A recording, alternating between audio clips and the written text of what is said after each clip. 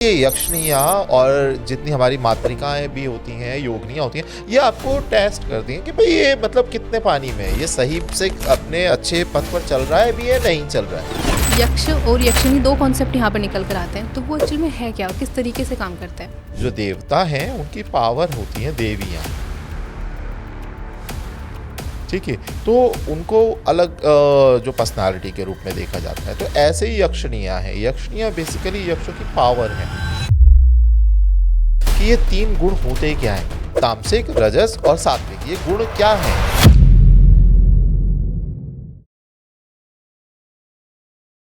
Hello and welcome back to the channel.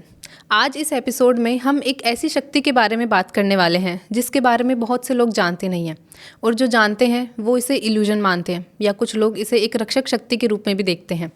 लेकिन आज हम इसी शक्ति के बारे में इस एपिसोड में अच्छे से जानेंगे कि यक्षिणी क्या होती है, किस तरीके से वो काम करती है। हमने सुना है कि यक्षिणी सिर्फ तंत्र में काम करती है, तंत्र में ही हमने उसके काफ़ी सारे रूपों के बारे में चर्चा की है। लेकिन आज हम यक्षिणी के डिवाइन रूप के बारे में चर्चा करेंगे कि यक्षिणी डिवाइन एनर्जीज के साथ मिलकर किस तरीके से हमें रिजल्ट्स देती है और किस तरीके से यक्षिणी का ओरिजिन हुआ है। तो आज इन्हीं सब क्वेश्चंस के ऊपर हम चर्चा करेंगे हमारे बहुत ही स्पेशल गेस्ट मानव गुप्ता जी के साथ। तो चलिए शुरू करते हैं आज का एपिसोड और जानते हैं यक्षिणी की डिवाइन में क्या प्रेजेंस है। Hello sir. हेलो मैम, हर हर महादेव। हर हर महादेव सर, कैसे हैं सर आप? महादेव जी की कृपा हमेशा की तरह बहुत अच्छे से है। आप कैसे हैं? मैं भी सर बढ़िया, मेरे ऊपर भी महादेव जी की कृपा है। बिल्कुल, सबके ऊपर उन्हीं की कृपा है। बिल्कुल सर। जी। सर जैसे कि हमने ना तंत्र में काफ़ी सारे टॉपिक्स को कवर किया आपके साथ, काफ़ी सारी चीज़ों के बारे में। इवन लास्ट पॉडकास्ट में हमने तंत्र के जो टूल्स हम यूज़ करते हैं उसके बारे में भी बात की थी। लेकिन सर आज का जो टॉपिक है ना वो बहुत थोड़ा सा डिफरेंट है। एक्चुअली डिफरेंट नहीं है, हम तंत्र में यक्षिणी की बात करते हैं लेकिन आपके साथ हम डिवाइन तरीके से उसकी बात करने वाले हैं कि यक्षिणी का डिवाइन में क्या रोल होता है। लेकिन सर उससे पहले मैं जानना चाहूँगी कि यक्ष और यक्षिणी दो कॉन्सेप्ट यहाँ पर निकल कर आते हैं, तो वो एक्चुअल में है क्या और किस तरीके से काम करता है? ठीक है, तो देखिए बहुत सिंपल तरीके से हम इनके बारे में डिस्कस करेंगे क्योंकि अब तक बहुत सारी चीज़ें हुई हैं, बहुत सारी, और डिटेल में हम सारी बातें करेंगे क्योंकि बहुत सारे लोग इसे नेगेटिव तरीके से ही देखते हैं। यक्ष जैसे नाम आता है और हम इसे एकदम से नेगेटिव फॉर्म में ले जाते हैं, जबकि पूजते सारे हैं। अच्छा। सब अपने घर में यक्ष को पूज रहे हैं, ठीक है? आज की डेट में सारे उससे मिन्नत कर रहे हैं, सारे उसे जानते हैं, लेकिन उसे कोई एक्सेप्ट नहीं कर रहे हैं या उन्हें दूसरी फॉर्मेशन में देख रहे हैं, ठीक है? और ये मैं स्टार्टिंग में ही डिस्क्लोज कर दूं, आप सब अपने कुबेर देव के आगे बैठकर सब धन के लिए विनती करते हैं ना। कुबेर देव कौन है? वो यक्ष है, अच्छा। ठीक है? वो यक्ष हैं और आप उन्हीं के आगे अपने कई उन्हें अपने घर में उन्हें स्थान दे रखा है। कई मतलब ऑलमोस्ट हम सारे दिवाली पे उनकी पूजा करते हैं, दिवाली पे भी मांगते हैं, वैसे भी पूजा करते हैं। नॉर्थ में उनका स्थान है कुबेर देव का। तो है कौन? वो यक्ष ही तो हैं। तो यहाँ से वो कॉन्सेप्ट हमने पहले ही ब्रेक करना चाहते हैं जो माइंड में लेके चल रहे हैं सारे, कि यक्ष और यक्षिणी यानी कि नेगेटिव ही चीज़ें, है ना? किसी भी आप पॉडकास्ट या किसी भी लोगों से बात अगर देखते हैं, सुनते हैं कि यक्ष, हाँ जी तांत्रिक कुछ बात आ रही है, अरे वो एक वर्ग है, उस वर्ग के अलग अलग कैरेक्टर्स हैं, वो उनकी जो श्रेणी है वो श्रेणी अलग अलग है, ठीक है? तो वो श्रेणी को समझेंगे। आज हम इस बारे में डिटेल में डीप में बात करेंगे, ठीक है? और जो यक्ष और यक्षिणी की बात हम करें तो देखिए, जैसे देव और देवियाँ होती है ना, देवियाँ उनकी पावर होती हैं, ठीक है? जो देवता हैं उनकी पावर होती हैं देवियाँ, ठीक है? तो उनको अलग जो पर्सनालिटी के रूप में देखा जाता है। तो ऐसे ही यक्षिणियाँ हैं, यक्षिणियाँ बेसिकली यक्षों की पावर हैं, ठीक है? अब बहुत अलग अलग टाइप की मतलब उसमें यक्षिणियाँ हैं, बहुत सारी उनकी वैरायटीज़ है और हम इसके ऊपर अच्छे से डिटेल में आज बात करते हैं। सर हमने बहुत बार सुना है कि तंत्र में तो यक्षिणियाँ की साधना करते हैं और मतलब एक नेगेटिव एनर्जी होती है। लेकिन सर डिवाइन में अगर हम यक्षिणी की बात करते हैं तो उनका ओरिजिन कहाँ से हुआ, कहाँ से उनकी उत्पत्ति हुई, और क्या सर यक्ष और यक्षिणी की एनर्जीज दोनों अलग अलग होती हैं? नहीं, देखिए जैसा अभी हमने बताया, बात एनर्जी की नहीं है, बात उनकी रिस्पॉन्सिबिलिटीज़ की है, ठीक है। दोनों की जैसे कि इन्हें मोस्टली एक और चीज़ के साथ में जोड़कर देखा जाता है, जैसे कि 8 मातृकाएँ या योगिनियाँ हैं, है ना? योगिनियाँ और यक्षिणियों को बेसिकली इन दोनों में भी अंतर होता है। लेकिन अब यक्षिणियों का ओरिजिन हम बात यक्ष के ऊपर करें, यक्षिणियों के ऊपर करें, तो देखिए ये क्या है, ये ब्रह्मा जी मतलब इनकी कई स्टोरीज़ हैं वैसे, ठीक है? कि कहाँ-कहाँ से इनकी कैसे-कैसे उत्पत्ति हुई। तो ब्रह्मा जी जो थे, इन्होंने उत्पत्ति करी जल की। और जल के लिए उसके अंदर दो मतलब ये कह लीजिए आप बच्चे या दो लोगों की इन्होंने उत्पत्ति करी, उसमें से निकले दो लोग, ठीक है। अब उन्होंने कहा जी आप हमारा काम बताइए, जल में से उत्पत्ति उनकी हुई, उन्होंने कहा जी आप बताएं हम क्या करना है। तो उन्होंने कहा ठीक है, आप में से बताइए जल की रक्षा कौन करेगा, ठीक है। तो एक ने कहा कि मैं करूँगा, वो बने राक्षस, अच्छा। ठीक है। और दूसरे ने कहा कि मैं इसका यक्षण करूंगा, यानी कि मैं इसकी पूजा करूंगा, तो वो बने यक्ष, ठीक है। तो ये ब्रह्मा जी की सही उत्पत्ति इनकी हुई। अब ये मतलब आप इसे कई और तरीके से भी देखते हैं कि जो यक्ष हैं ये मतलब राक्षसों के जैसे जो सुतेले बाई कह लीजिए, उसके रूप में भी देखा जाता है। तो लेकिन ये जैसे राक्षस हैं वो फैमिलियर नहीं है इंसानों से, है ना? लेकिन ये बहुत फैमिलियर होते हैं। ये मोस्टली हमारे नियर बाई ही होते हैं, मतलब ये मोस्टली धरती के आसपास ही होते हैं, ठीक है। लेकिन अलग जैसे अब इसकी एक और कहानी हम पहले वो ले लेते हैं, ठीक है। कि जब माता जो सती थी, ठीक है, महादेव जी की अर्धांगिनी, पहले उन्होंने जब देह त्यागा, ठीक है, वो सारे स्टोरी जानते हैं कंखल की, है ना? दक्ष प्रजापति के यहाँ पे जाकर उन्होंने अपनी देह त्यागी। उस टाइम पे उसके बाद में मतलब जो महादेव जी हैं वो साधना में चले गए, ठीक है। एकदम कुछ टाइम तक तो वो बहुत नॉर्मली उन्होंने लाइफ धरती पे रहे, और जब देवताओं ने आग्रह करा कि नहीं आइए और अपनी द्वारा से पोजीशन संभालिए क्योंकि सब कुछ चल ही नहीं रहा आपके बिना, तो वो आए ज़रूर, फिर वो अपने साधना में लीन हो गए।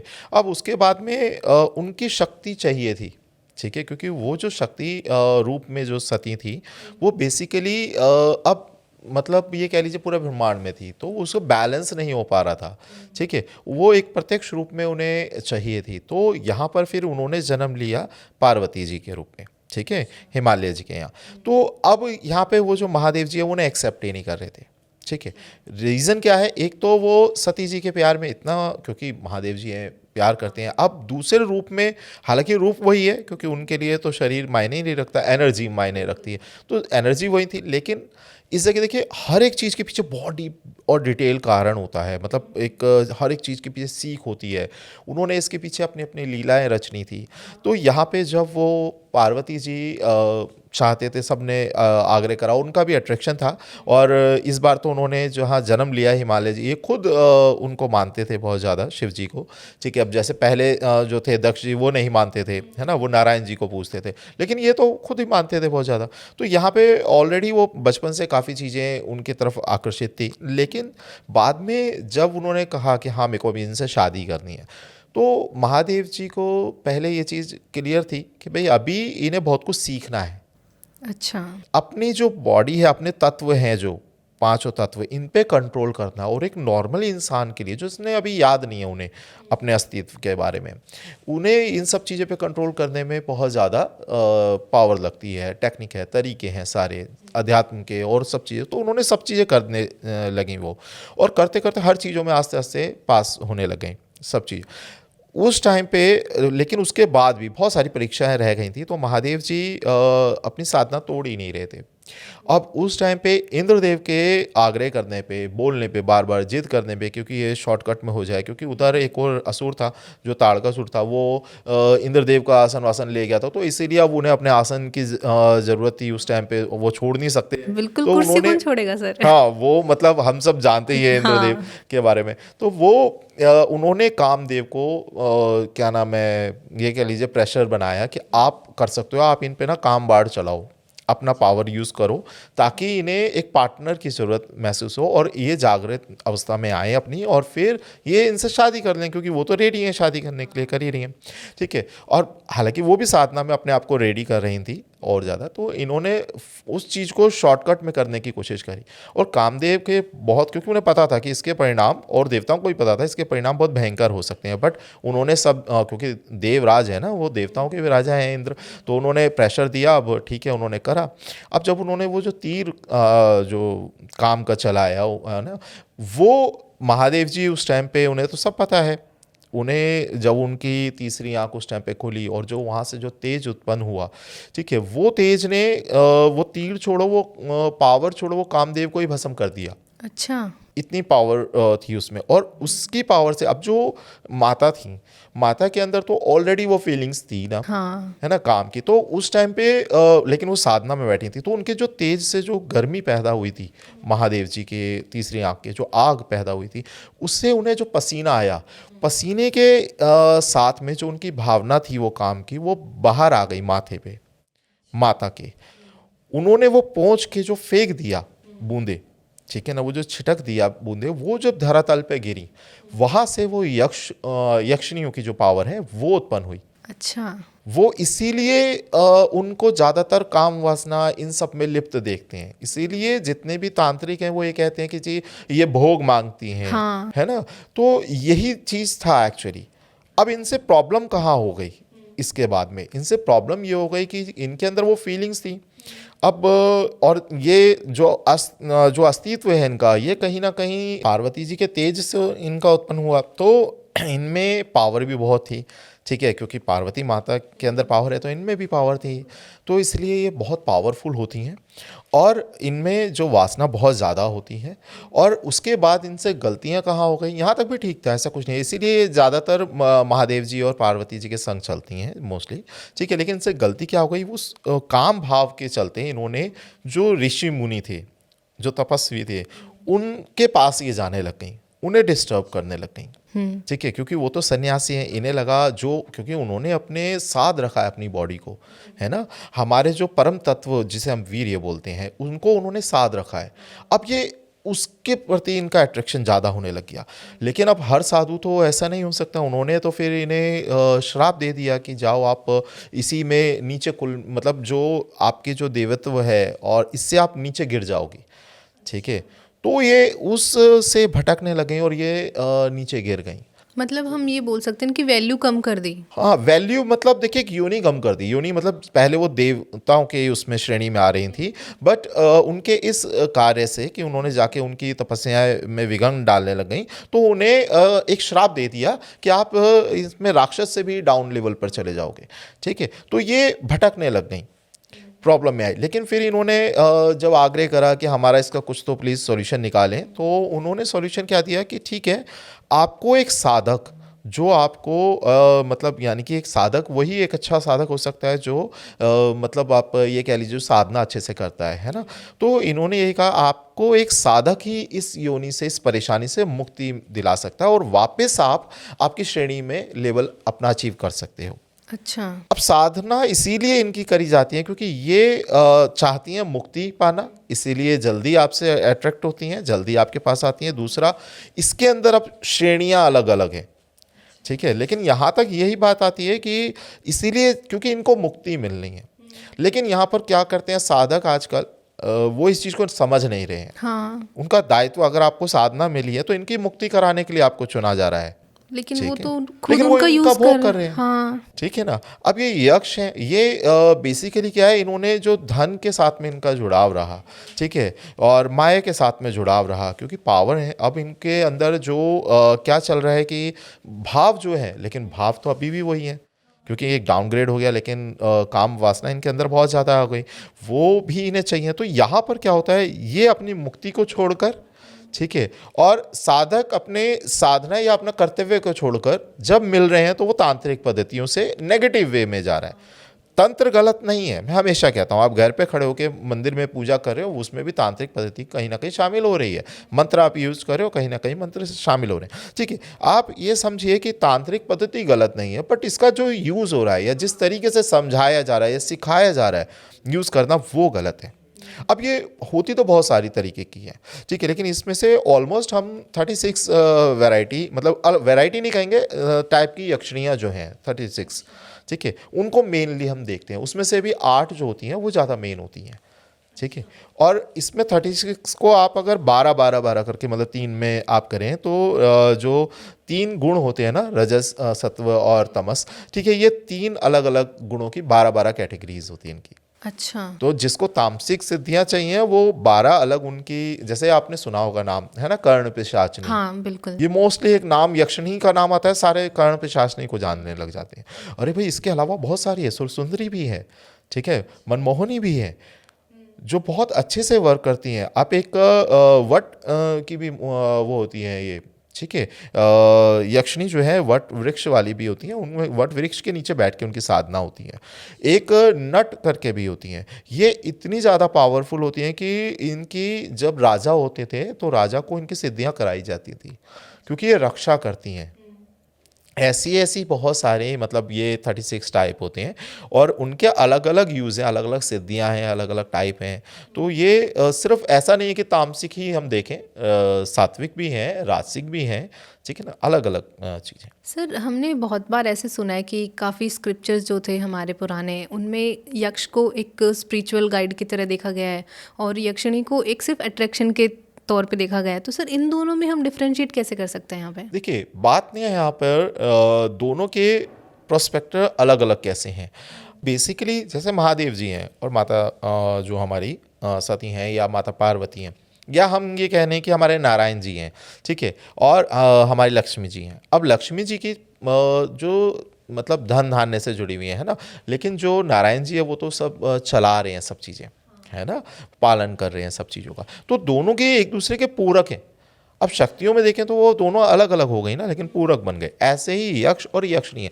यक्ष की ड्यूटी है, यक्ष ऐसा नहीं कि यक्षिणी समझदार नहीं होती, वो समझदार होती है, ठीक है, लेकिन उनकी ड्यूटी है, यानी कि वो रक्षा कर रही हैं धन की। और ऐसे ही आप एक उठाएंगे, एक चैप्टर है महाभारत का ही, तो महाभारत में भी इनका जिक्र है। और महाभारत में जो सबसे बड़े भाई युधिष्ठिर थे, तो मतलब वहाँ पे ये जब वन में जब जा रहे थे, वन में, तो उस टाइम पे जो पानी की सबको प्यास लगी, तो छोटे को भेजा जाके, जी पानी पीने के लिए जाओ, मतलब पानी लेकर आओ सबके लिए। वो गए, वहाँ पे पास में एक सरोवर था, तालाब था, उन्होंने उठाया, वहाँ से पानी पी लिया, ठीक है, वो वहाँ पे बेहोश हो गए। तो वहाँ पे एक्चुअली एक यक्ष थे। वो यक्ष ने ये कहा, ये तालाब, ये सरोवर मेरा है, यहाँ से अगर पानी लेना है, पीना है, आप पी लो, कोई दिक्कत नहीं है, लेकिन मेरे जो प्रश्न हैं इनके आंसर देने पड़ेंगे आपको। तो ऐसे संदर्भ में सारे भाई वो आंसर नहीं दे पाए और वहाँ पर मूर्छित अवस्था में हो गए। तो वहाँ पर फिर बाद में जो युधिष्ठिर आए और उन्होंने जब उनसे क्वेश्चन आंसर जो उनके थे उनके सारे आंसर दिए, तो ये वापस से सारे भाई जीवित हुए। तो ये एक कॉन्सेप्ट हमारे इसमें मिलता है महाभारत में भी, कि यक्ष यक्षिणी का, और ये बहुत सारे सिद्धांत अलग अलग देशों में भी मिलते हैं। तो सर ये हर जगह अपनी प्रेजेंस शो करते हैं, मतलब हर एक रिलीजन में या कंट्री में, जैसे अभी आप बता रहे हो? सेम है ना, एक पावर है, आप किस तरीके से देख रहे हैं। अब सूर्य है, कोई उसे सूर्य बोल रहा है, कोई भानु बोल रहा है, कोई सन बोल रहा है तो वही ना। आप उसकी पूजा कर रहे हो नहीं कर रहे हो, मैटर ही नहीं है, उसको फ़र्क क्या पड़ रहा है, वो तो अपना उदय हो रहा है, अस्त हो रहा है, अपना काम बराबरी से कर रहा है। ऐसे ही ये हैं। अब लेकिन इनके साथ में जो यक्ष हैं, यक्ष एक मतलब कह लीजिए वो तो खुद ही पर्सनालिटी, उनकी पावर है यक्षिणियाँ।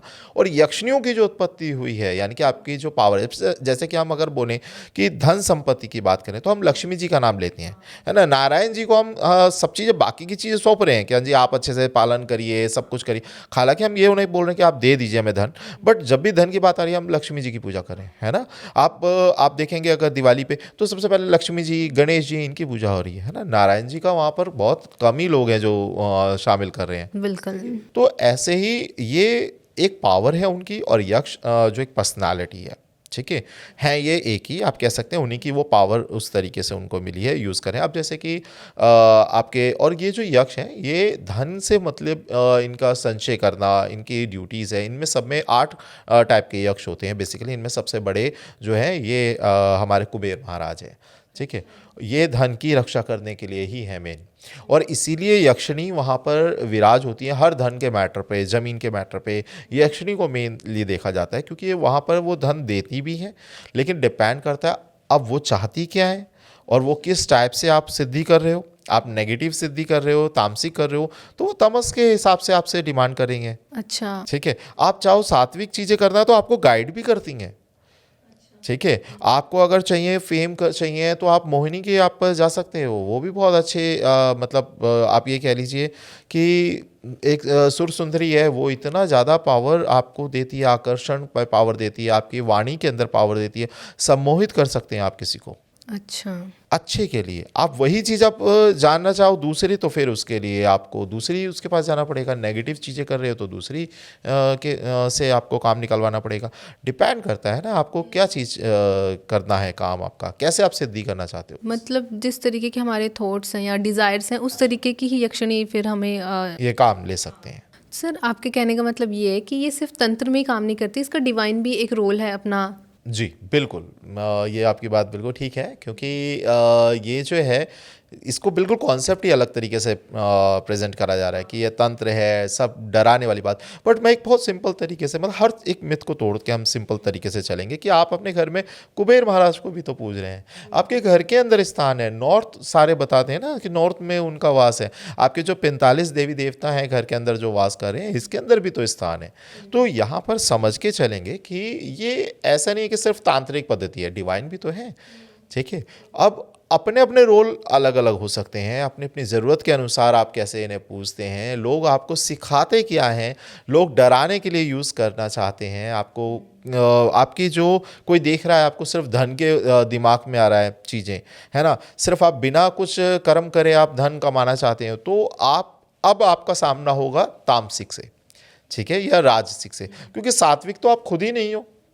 अगर सात्विक ही नहीं हो तो आपको सात्विक क्या आपके साथ में काम करेगी चीज़ें, है ना। जब आप चाहते ही हो कि भाई मेरे को सिर्फ बिना कुछ करे ही मेरे को कुछ मिल जाए, कोई लॉटरी का नंबर मिल जाए, कुछ ये मिल जाए, वो मिल जाए, किसी के बारे में मैं जान लूँ, है ना, फिर मैं उससे कुछ फ़ायदा उठाऊँ, तो आप फिर ये तो तमस के ही तो तरीके हैं सारे, है ना, या राजसिक तरीके हैं। आप इसी के माध्यम से अगर जाते हैं तो फिर वही मिलेगा ना। बिल्कुल सर। ठीक है। सर हमने ना ऐसे बहुत बार सुना है कि तंत्र में तो इनका यूज़ है ही, और इनको हम यूज़ करते हैं हमारी वेल्थ के लिए, प्रोटेक्शन के लिए, लेकिन क्या सर डिवाइन अगर यक्षिणी की हम बात करें तो क्या उससे भी हमें वेल्थ, प्रोटेक्शन, ये सारी चीज़ें हाँ, मिलती हम हैं? मांगते तो हैं। आप अगर यक्ष के बारे में बात करेंगे तो मतलब हम वही चीज़ें तो हम डिस्कस करें कि हम जब आप कुबेर महाराज की पूजा करें तो कुबेर महाराज डायरेक्ट नहीं करें, उनके आसपास यक्षिणियों का वास है, जो सात्विक यक्षिणियाँ उनके पास हैं, उनके सहायिका के तौर पे काम कर रही हैं। ठीक है। आपने कुछ मांगा, अगर वो पर्सन है वो देख रहे हैं कि हाँ जी आपके तरीके ठीक हैं, आप अच्छे से बैलेंस कर रहे हैं। हालांकि एक टाइम ऐसा आया था कि उन्होंने खुद भी चीज़ें गलती करी। ठीक है। जो ये हमारे कुबेर महाराज हैं, इन्होंने खुद ही लालच में फंस गए। जो धन जो इन्हें रिस्पॉन्सिबिलिटी दी गई पहले ये एक्चुअली यक्ष थे, लेकिन इनके जो फिजिक्स के बारे जैसे देखकर ये बहुत मोटे थे, है ना, और ऐसे थे ये, मतलब इनको सब बहुत ज़्यादा, बाकी सारे बहुत सुंदर सुंदर थे। ठीक है। और इनको कोई सारे यक्ष बहुत आकर्षित होते हैं, और यक्षिणियाँ बहुत आकर्षित होती हैं, अप्सरा जैसी होती हैं। तो कुबेर महाराज की पर्सनालिटी ऐसे नहीं थे, तो ये बड़े परेशान होते थे। इन्होंने फिर साधना करी महादेव जी की। महादेव जी की मेरी ज़िंदगी का कोई मकसद दो, बनाओ कुछ मेरे को, मैं क्या हूँ, मेरे को तो किसी भी जगह नहीं समझा जा रहा कुछ। तो उन्होंने ही इन्हें ऐसी जगह दी कि ठीक है, आपको सबसे ज़्यादा अहम रोल दे देते हैं कि आप जो धन है इनको आप संचय करेंगे, इसका आप ढंग से यूज़ पालन करेंगे, प्रोटेक्शन ठीक है। करेंगे हाँ, काइंड ऑफ। इसको आप एकत्रित करें, क्योंकि लक्ष्मी जी चंचल है। ठीक है। वो आती हैं चली जाती हैं, लेकिन आप उसे स्टोर कर सकते हैं। ठीक है। आपकी जो पूजा करेंगे वो स्टोर करने की ताकत उन्हें मिलेगी। ठीक है। और आप देंगे। अब ये क्या हुआ, इन्होंने जो धन संचय करा, इन्हें ये गुमान हो गया कि ये मेरा ही है। ठीक है। अब ये तो मेरा धन है, मैं एक एक पाई पाई के लिए, ये बड़ा इनके अंदर लालच कह लीजिए या कह लीजिए, मेरा मेरा मेरा। ठीक है। तो ये मैं राजा हूँ, मैं सब चीज़ें हूँ, सारे देखो मेरे, एक अहंकार इनके अंदर आ गया। तो महादेव जी ने फिर उसे भी तोड़ा। ठीक है। कि जब इनके घर गए कि हाँ जी, ये तो महादेव जी को फिर कुछ नहीं समझते थे कि अरे वो ठीक है महादेव जी आपको क्या चाहिए, आप तो कुछ भी ऐसे, आप आराम से रह रहे हो, आप मतलब ये जो मैं इससे कॉन्सेप्ट में एक और चीज़ शामिल करता हूँ कि जो लंका बनी थी, ठीक है, और जो ये थे कुबेर महाराज जी, ये एक्चुअली इन्हीं के भाई थे, रावण के। ठीक है। सौतेले भाई थे। और जो लंका जब रावण जी जब महादेव जी की तपस्या बहुत कर रहे थे, मैं इस जगह रावण जी मैंने क्यों यूज़ करा, क्योंकि ये परम भक्त थे महादेव जी के, है ना। अब इन्होंने जब तपस्या करी तो महादेव जी जब खुश हुए तो उन्होंने मांगा भी किया कि मैं आपका परम भक्त बनूं, आपकी भक्ति मांगी, ठीक है। उन्होंने उसको छोड़ नहीं मांगा। लेकिन जब भक्ति के अंदर जब आप कई ऐसी श्रेणियां आती हैं, जब आपको अहंकार जुड़ जाता है तो दिक्कत आ जाती है। उन्होंने कहा मैं ही सबसे बड़ा भक्त हूँ अब तो, ठीक है। अब वो उनको हर एक चीज़ के मतलब वो समझ नहीं रहे थे अपने जो आराध्य के तत्व को, उनके तरीके को, ठीक है। उनसे सीख लेने की बजाय अब उनकी प्रोटेक्शन कर रहे थे और ओवर प्रोटेक्शन चली गई थी वो, कि अरे वो तो बारिश में रह रहे होंगे मेरे महादेव जी, अब उनके सर वो बनाने चाहिए, मतलब छत बनाने चाहिए उनके ऊपर। तो ऐसे करके उन्होंने मांगा इनसे धन, जो अच्छा। लंका बनाने के लिए सुवर्ण चाहिए। अब उस टाइम पे वो देना नहीं चाहते थे, ठीक है। उन्होंने कहा कि भाई मैं अगर दे दूंगा तो ये तो दिक्कत हो जाएगी, मेरा कम हो जाएगा, तो वो देना नहीं चाहते। तो ऐसे पूरी स्टोरी है। अब यहाँ पर मेनली क्या था कि जब इन्हें लालच हो रखा था बहुत ज़्यादा कि मैं धन का बड़ा हूँ और सब कुछ हूँ, तो महादेव जी आए। उन्होंने कहा ठीक है, आप अगर इतने बड़े हो, एक योगी भेष में आए कि आप बड़े हैं, सही बात, ठीक है, लेकिन दिखाओ तो सही बड़ा हूँ। सबको भोजन वोजन पे बुलाओ भाई, और लोग बाग आए आपको एडमायर करें, प्रशंसा करें, तो सबको बुलाओ, क्यों नहीं बुला रहे हो? आपने तो ये तो 4 बंदों के अंदर बात है कि आप बड़े हो बड़े हो बड़े हो, ठीक है। आप सबको पता लगना चाहिए, सारे देवी देवता को बुलाओ। उन्होंने कहा ठीक है भाई, उनके समझ में आ गया कि हाँ चलो मेरे पास है तो धन बहुत है, और भी आएगा तो सब, लेकिन अब मेरे को प्रतिष्ठा भी चाहिए, तो कि मैं सबसे बड़ा हूँ। तो उन्होंने सबको बुलाया। उन्होंने कहा ठीक है। तो उन्होंने जब महादेव जी के परिवार से भी सबको बुलाना था, सारे देवी देवता आ रहे थे, तो उन्हें बुलाया। अब महादेव जी ने कहा देखो मैं तो बिजी हूँ अभी, मेरे परिवार से मैं एक काम करते हैं कि गणपति जी को ले जाएं, ठीक है। तो इसमें यक्ष और खुश हुए कि अरे चलो मेरा इतने सब लोगों का खाना बच गया, और ये एक अकेला बालक कितना खा लेगा, ठीक है। तो ठीक है आ जाओ। तो उन्होंने गणपति जी को भी बुला लिया। अब गणपति जी सर्वप्रथम परम पूजनीय हैं, तो वो बैठे। उनको पहले कहा कि चलो जी इनको खिलाते हैं, स्टार्टिंग इन्हीं से करते हैं। तो उन्हें खिलाया। अब वो खाना खाते जा रहे। अब यक्ष को मतलब ये जो हमारे कुबेर महाराज थे, इनको ये घमंड था कि हाँ मैं तो सब कुछ ही हूँ, कितना खाना खाएंगे, मेरे पास तो भंडारे भरे हुए हैं, हाँ। सारे देवी देवताओं को खिला दूंगा, इतना ज़्यादा है तो मैं ये कितना खाएंगे। अब वो, लेकिन वो घमंड तोड़ना था उन्हें, वो रुक ही नहीं रहे, वो खाते जा रहे, इतना कि खाना खत्म हो गया।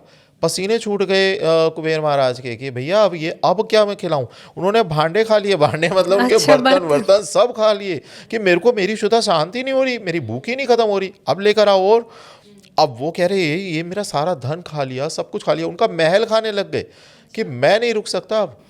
तो अब उन्हें समझ में आया कि, और उन्हें समझाया गया कि तुम एक छोटे से बच्चे की तुम शुद्ध शांत नहीं कर पा रहे हो, तुम कह रहे हो ये मेरा वो मेरा, क्या हुआ आप मेरे आगे, ठीक है। तब उन्हें फिर वो भागे गए महादेव जी, कहेंगे प्रभु मैं बड़ा घमंड कर रहा था और मेरी इस गलती को माफ़ करो, ठीक है, और मैं कुछ नहीं हूँ, ये चीज़ मेरे समझ में आ गई, और आप प्लीज़ उनको मतलब मेरे को बचाएं उनसे।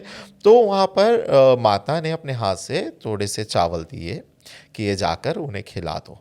वो थोड़े से खाते ही उन्हें एकदम उनकी तृष्णा शांत हो गई। अच्छा। ठीक है, और फिर उन्होंने उसे छोड़ दिया। लेकिन उन्हें समझ में आ गया कि हाँ देखो, मैं एक्चुअली ये जो सब चीज़ों पे घमंड कर रहा हूँ, ये सब चीज़ें ये मेरा एक्चुअली है नहीं। फिर बाद में उन्हें समझाया भी गया कि आपका दायित्व है इन सब चीज़ों को संभालने का, ठीक है, सही से यूज़ कर रहे हैं लोग बाग, ये समझने का, सही बंदा कोई है उसे ये देने का, ठीक है। यहाँ पर जिसके घर धन लक्ष्मी रुक नहीं रही है, ये रोकने का दायित्व है आपका, ठीक है। लेकिन इसका मतलब ये नहीं सब कुछ आपका है, इसे सही यूज़ में लेकर आए, ठीक है। और ये हमारे लिए भी सबके लिए सीख है, क्योंकि जो ये लोग हैं ना आजकल, एक मतलब धन की जो हवस एक इंसान में जागृत हो गई ना, कि उसको इतने इतने नेता हैं, इतने इतने लोग हैं कि हम पैसा कमा लें, ये सोच के देखिए कितना यूज़ करेंगे।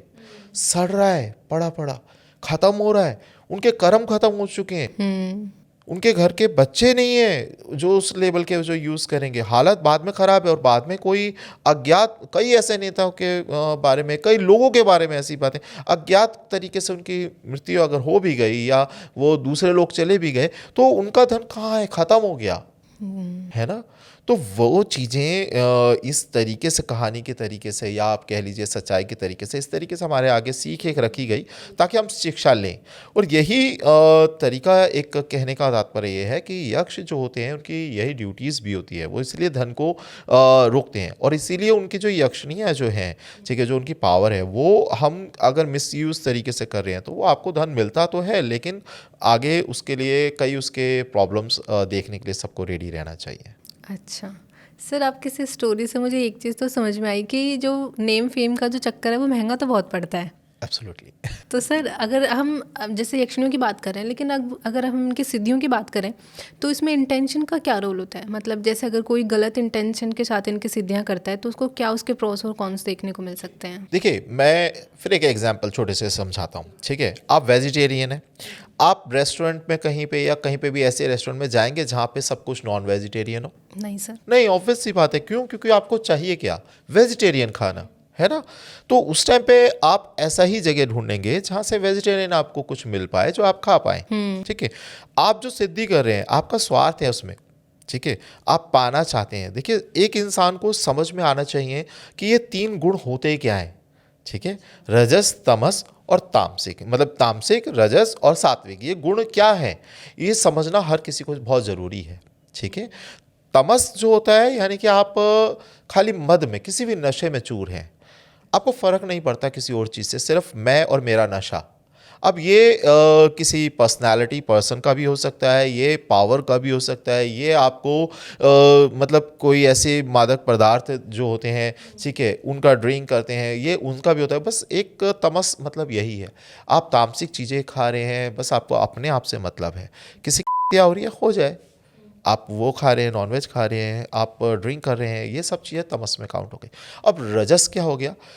असल में मैं मानता हूँ अगर गलत तरीके से करा जाए तो तमस से भी ज़्यादा खतरनाक रजस हो जाता है, ठीक है। राजसी जो चीज़ें होती हैं, राजसी का मतलब आप कुछ भी कर रहे हैं उसका उद्देश्य यानी कि आपको पाना है, राज करना है, मुझे कुछ पाना है। और ये आजकल मोस्टली 90% लोग इसी कॉम्बिनेशन में चल रहे हैं, रजस में और तमस का कॉम्बिनेशन। मतलब एक व्यक्ति जब भी पैदा होता है उसमें तीनों गुण होते हैं। अब तीनों में से किसकी प्रधानता ज़्यादा रहेगी, ठीक है, ये उसके खुद के कर्म पे, उसके सोच पर, उसके तत्व पर निर्भर करता है।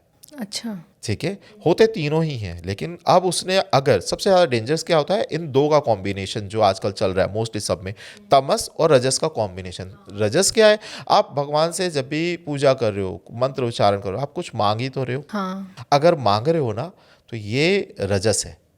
अच्छा। ठीक है, ये हमेशा ये रजस है कि आप कुछ चाहते हो, ठीक है। अब भौतिक तौर पे चाह रहे हो, कार्मिक तौर पे चाह रहे हो, ठीक है, जितने भी कर्म कांड है ये रजस के अंदर आ गए, क्योंकि आपने कुछ भी करा तो आपने उससे चाह लिया, ठीक है ना। लेकिन अब ये चाहने का मतलब कि आपने मेहनत करके चाह रहे हो, ठीक है। तामसिक मतलब दूसरे का मैं ये और मेरा हो जाए, हाँ, मुझे मिल जाए सब, है ना। ये जो भी कहते हैं कि हाँ ये बंदा जाए और इसकी जगह छोड़े और मेरे को मिल जाए, ये तमस है। लेकिन रजस क्या है? मैं कुछ कर लूँ, मेहनत भी करूं और मेरे को मिल जाए, मंत्र उच्चारण करूं, मंत्रों से, ये एक धार्मिक पद्धति भी होती है रजस में ही, कि मैं मंत्र कर रहा हूं और मुझे कुछ पाने की उम्मीद से कर रहा हूं, तो ये रजस है। लेकिन सिर्फ आप पाने की उम्मीद ही रख रहे हो, ठीक है। सत्व जो आ गया, सत्व चलता है आपके ज्ञान पर। जब आपको ये समझ में आ जाता है कि धन की ज़रूरत होती है लेकिन एक लिमिटेशन है, असल में मेरा उद्धार कर सकता है जो मेरा ज्ञान। आपको जब ज्ञान की भूख आ जाती है, जब आप धन से आगे निकल जाते हो, उसकी समझ आपको समझ में आ जाती है, ठीक है, कि ये कितनी दूरी तक जाता है, ठीक है, इसके आगे क्या।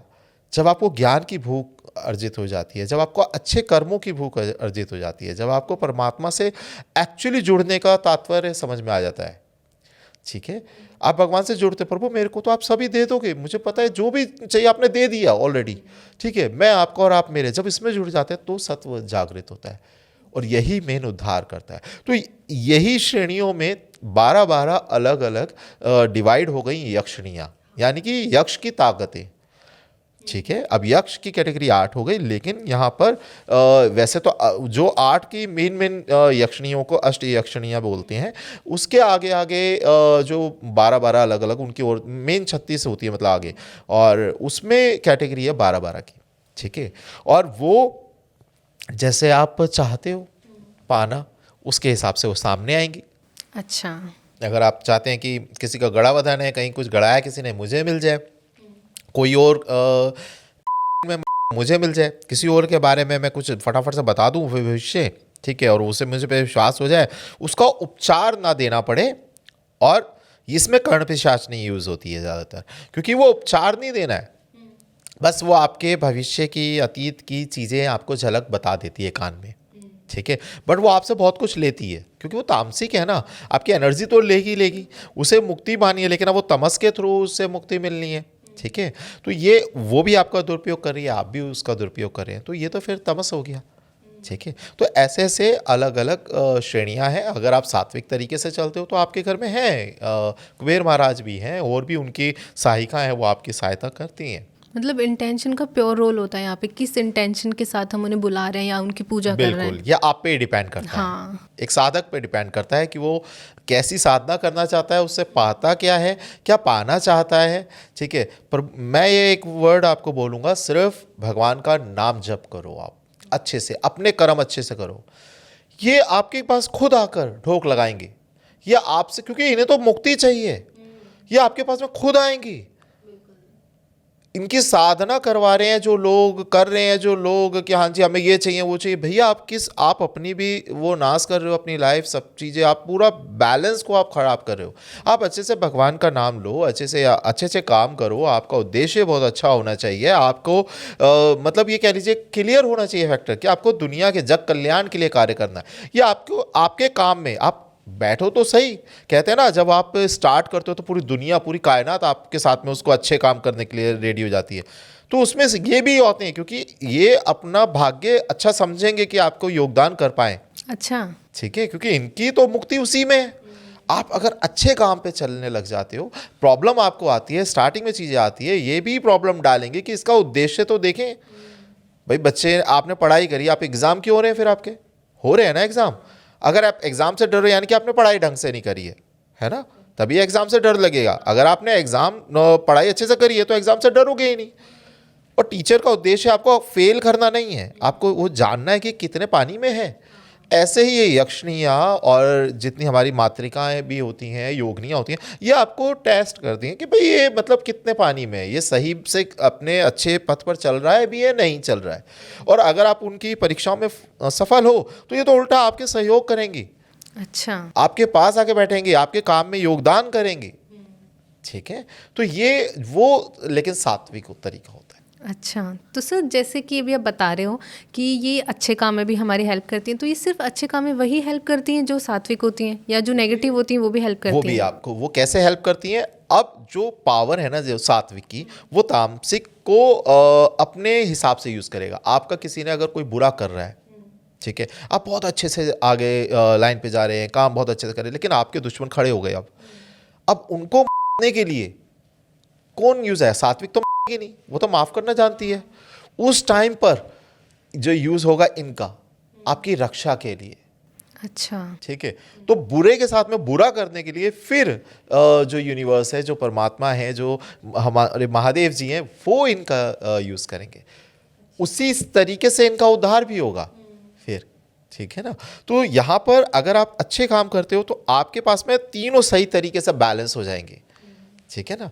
आप ज़रूर माफ़ करो, अच्छा इंसान माफ़ करता है, ठीक है। मेरे पास में एक क्वेश्चन आया था, अगर थोड़ा सा हम टाइम ले तो उसको भी एक शेयर करते हैं कि एक लेडी ने कमेंट करा था कि देखो अच्छे इंसान हैं हम, कितने भी अच्छे इंसान हैं, लेकिन कहीं ना कहीं बद्दुआ निकल ही जाती है ना। कहीं ना कहीं वो हमारा कोई बुरा कर रहा है, हमारे दिल से बद्दुआ निकल जाती है। देखिए, आप अगर बद्दुआ दे रहे हो ना, उसको अगर आप नहीं भी बद्दुआ दोगे तब भी आपको क्या लगता है, अगर आपका दिल दुखा है या प्योर है, आपने माफ़ भी कर दिया, तो क्या यूनिवर्स उसे माफ़ करेगा?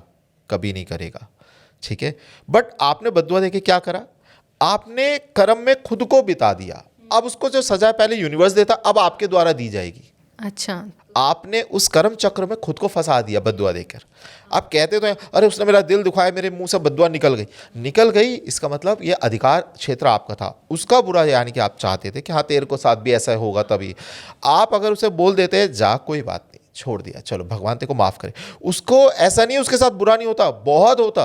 अच्छा। लेकिन तब आप नहीं करते, आप नहीं फंसते बीच में, आप उससे आज़ाद हो जाते, उसके साथ हो जाता लेकिन आप आज़ाद हो जाते।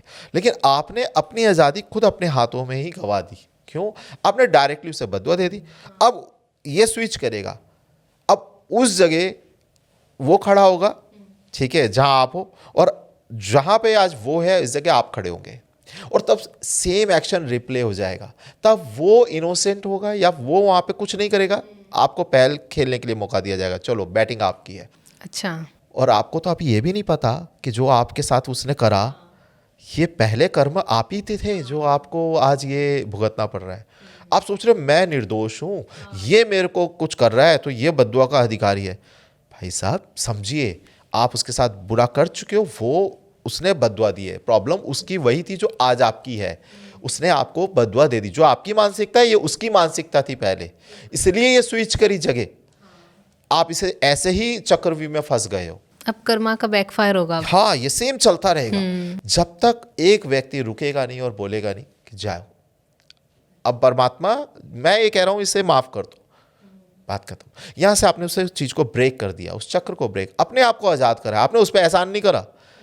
लोग बाग ये भी करते हैं, अरे मैं बहुत दानवीर हूं, देखो मैं लोगों को माफ करता हूं। भाई साहब आप अपने आप को अपने आप पे एहसान कर रहे हैं। अच्छा, हाँ, वो तो है ही सर। हाँ, उसका तो होगा जो होना है या जो भी होगा, आपने माफ करा, आपने अपने आप को आजाद करा है। लेकिन सर लोग जब तक बद्दुआ देते नहीं है ना, उनको सेटिस्फेक्शन भी नहीं मिलता। यही तो मेन चीज है, आपके अंदर तीनों गुण है ना, उसमें तमस भी तो है, उसमें राजसिक भी तो है। आपको भी तो राजा के तरीके से उन्हें दंड देना है, आपको देखना है, मैं चाहता हूं देखना इसका बुरा होता हुआ, है ना।